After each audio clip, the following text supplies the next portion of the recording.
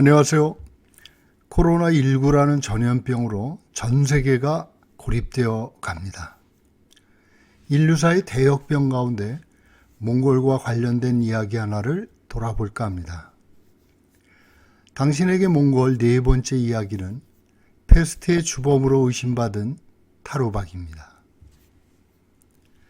타루박은 몽골의 초원에 살고 있는 설치류입니다.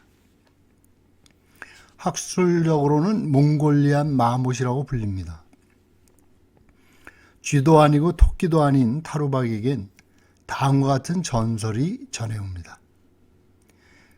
옛날 하늘에 해가 7이나 있던 시절이 있었답니다. 너무 뜨겁고 가물어서 도무지 살 수가 없었지요. 그때 에르힘 에르갱이라는 명궁이 해를 활로 쏴서 떨어뜨리겠다고 나섰습니다. 실패를 하면 활을 쥐는 자신의 엄지손가락을 자르고 땅속에 들어가 물을 마시지도 않으며 살겠다고 장담했습니다.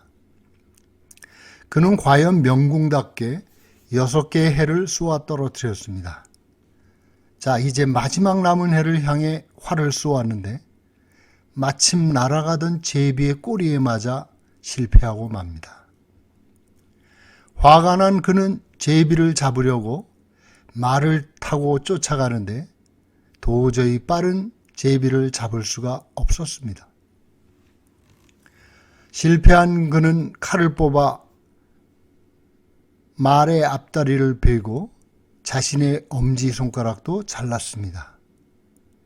그리고는 약속대로 땅속에 구멍을 파고 들어가 물도 마시지 않고 살게 되었습니다. 그 후로 제비는 꼬리가 갈라지게 되었고 앞다리가 잘린 말은 안락닭이라는 쥐가 되고 명궁은 자신의 약속대로 땅속에 들어가 타루박이 되었습니다. 그래서 타루박은 지금도 앞에 발가락이 4개뿐이며 지금도 아침이면 2발로 서서 해를 노려봅니다. 해는 그때부터 메르갱의 화살이 무서워서 동쪽에서 서쪽으로 바삐 달아나게 되었다 합니다. 타루박은 고기 맛이 너무 좋아 남획하는 바람에 수가 줄어 최근에는 수렵이 금지되었습니다. 호기심이 많은 타루박을 사냥할 때는 눈에 잘 띄는 흰옷을 입고 말꼬리 털로 만든 모자를 쓰고 춤추는 신용을 내면 타루박이 구멍에서 나와 까치발을 딛고 구경한답니다. 이때 총이나 활로 쏘아 잡는답니다. 잡은 타루박은 목을 자르고 내장을 빼낸 후 불에 달근 돌을 목 안으로 넣어 익힙니다. 이런 조리법을 버덕이라 합니다. 에르힘 에르갱이 변신했다는 타루박은 사람 고기 맛이 난다고 하여 어깨뼈와 앞다리 위쪽 부위의 살들은 먹지 않습니다. 테르이 차강노루 부근에서 먹어본 타루박은 무척 기름지고 메뚜기 볶음 맛이 났습니다. 타루박은 패스트로 옮긴 주범으로 손꼽힙니다. 윈난 쪽에 들쥐가 용이자란 말도 있긴 합니다. 1347년부터 1953년까지 유럽을 휩쓴 패스트는 유럽 인구의 절반을 줄이게 됩니다.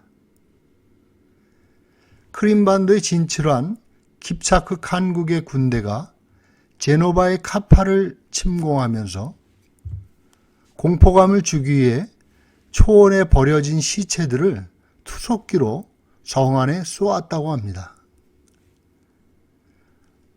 시체를 쏜 몽골군도 성 안에서 그 시체를 받은 사람들도 그것이 흑사병으로 죽은 시체라는 걸 알지 못했답니다. 시간이 지나 성문을 열고 들어갔을 때 성 안에는 시커먼 시체들만이 남아 있었다고 전해집니다. 타루박의 숨은 공이죠. 타루박이 자본주의를 싹 틔웠다는 말도 있습니다. 이후 주기적으로 찾아온 패스트도 세계 인류가 절반으로 줄게 했으며 이에 결정타를 맞은 유럽에서는 일할 사람이 줄어 봉건 체제가 무너지고 자본주의가 등장하는 원인이 되었다 합니다. 패스트는 초원에서 시작되었다 해도 이리저리 옮겨 다니며 사는 유목민들에게는 그다지 큰 피해를 주지 않았습니다. 곡식을 쌓아두고 사는 농경 정주민들을 급속도로 수가 늘어난 쥐들이 병을 퍼뜨리면서 피해가 극심해졌습니다. 몽골에서는 지금도 종종 타할이라고 불리는 패스트가 발생한다고 합니다. 챙겔에 장기간 머물렀던 루이사 워프가 지은 생베노 몽골이라는 책에 보면 패스트가 발생하여 고립된 마을의 이야기가 나옵니다. 현지 몽골 사람에게 그런 이야기를 하자 전혀 걱정이 없다고 했습니다. 병에 걸린 타루박은 행동이 느리고 사람을 봐도 달아나지 않아 금세 표시가 나서 잡아먹지 않으면 된다는 것입니다. 실제로 요얼리남 가는 길에 차가 오는데도 쥐토끼들이 한가운데 우두커니 서 있었습니다. 길에는 여기저기 죽은 졸음들이 눈에 띄었습니다. 운전사가 하는 말이 졸음이 아무래도 병에 걸린 듯하다고 했습니다. 산에 올라가니 졸음들이 여기저기 죽어 있었습니다.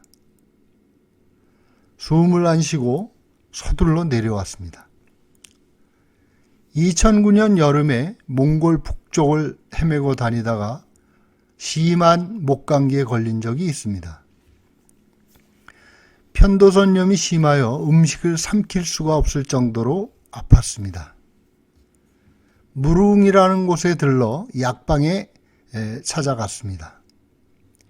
대강 증세를 말하자 평상복을 입고 있던 약사가 갑자기 안으로 들어가더니 수술복 같은 가운을 찾아 입고 모자와 마스크까지 쓰고 나왔습니다. 그리고 입을 벌려보라는 말에 나는 당연히 약사가 내 목구멍 안을 들여다볼 줄 알았습니다. 그러나 약사는 내 목을 몽골인 가이드에게 들여다보게 하고 상태가 어떠냐고 물었습니다. 약사는 심각한 얼굴로 항생제 한 판을 처방해 주었습니다. 한동안 나는 그 약사가 어째서 거창하게 가운과 마스크를 갑자기 착용하였는지 궁금했었습니다. 지금 와서 생각하니 그이는 내가 패스트나 출혈 같은 병에 걸린 게 아닌가 우려했던 듯합니다. 황막한 몽골 고원에도 많은 짐승들이 살고 있습니다. 초원지대에는 땅다람쥐나 우는 소리를 내는 쥐토끼, 브란트 밭쥐들이 널리 퍼져 있습니다.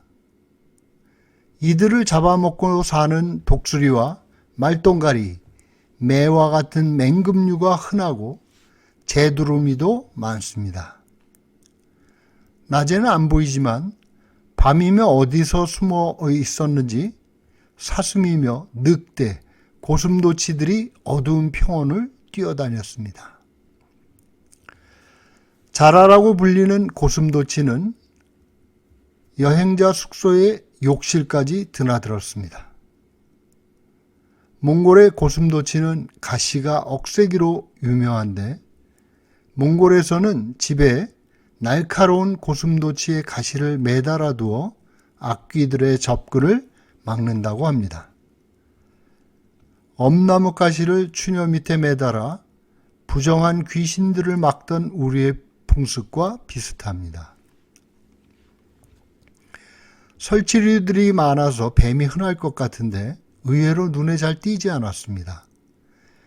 강이 가까운 엉기히드 부근에는 뱀이 많습니다. 바크가즐링 초홀로 부근의 바이산에서도 뱀을 보았습니다. 사막에도 유럽 살모사와 같은 종류의 독사들이 있다니 주의할 일입니다. 고비의 건조한 지역에는 히렌치라는 고비 전갈이 있는데 크기가 작고 독이 약해서 그저 따갑고 붓는 정도이지 그리 위험하지는 않다고 합니다.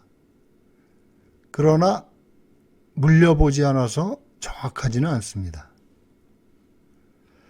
쏘는 것으로는 할가을하는 독초가 있습니다. 잉모초나 쑥대를 닮은 할가은은 줄기나 잎을 건드리면 유독물질을 터뜨려 바늘로 찌르는 듯한 통증을 일으킵니다. 바크가즐링 초홀로의 자와담딩 폐사지 주변과 호르고 화산 오르는 산길, 요올리남 뒤편의 길 주변에 널려 있습니다. 이 밖에도 고비 사막에는 올고와 호르고이라는 벌레가 있다고 합니다. 모래 속에 숨어 있다가 사람이 지나가면 독을 내뿜어 죽인다고 합니다.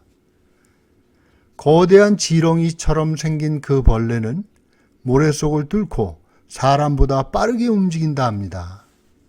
사막에서 만나게 되면 인사도 나눌 필요 없이 필사적으로 달아나기 바랍니다. 아직까지 그 괴물을 본 사람은 없고 죽은 사람도 없습니다. 내셔널 그래픽의 탐험대가 이 벌레를 찾아다녔지만 발견되지 않았습니다. 고맙습니다.